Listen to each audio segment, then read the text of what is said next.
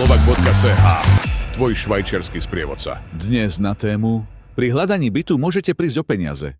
Hľadáte byt vo Švajčiarsku a máte pocit, že musíte reagovať okamžite, lebo inak vám ho niekto vyfúkne? Presne na tento tlak sa spoliehajú podvodníci a veľa ľudí príde o peniaze len preto, že urobia jednu rýchlu chybu. Najčastejšia pasca je jednoduchá.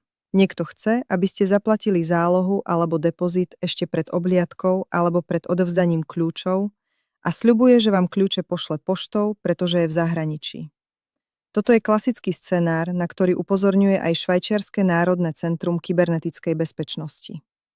Druhá pasca býva, že vás pošlú na falošnú stránku, ktorá vyzerá ako známa platforma, a tam máte bezpečne zaplatiť depozit.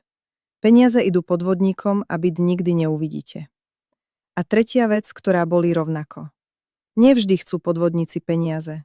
Niekedy chcú vaše dokumenty, napríklad kópiu pasu alebo povolenie na pobyt, ktoré môžu následne zneužiť. Nepláte nič, kým ste byt nevideli a nemáte podpísanú nájomnú zmluvu.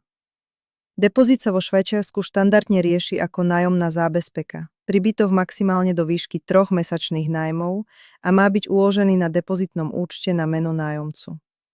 A keď je inzerát podozrivo lacný, tlačia na rýchlu platbu, alebo chcú nezvyčajné spôsoby platby, malo by to byť pre vás varovaním. Detaily sa môžu líšiť podľa obce a správy, ale toto pravidlo platí všade. Najprv overiť, potom podpis, až potom peniaze.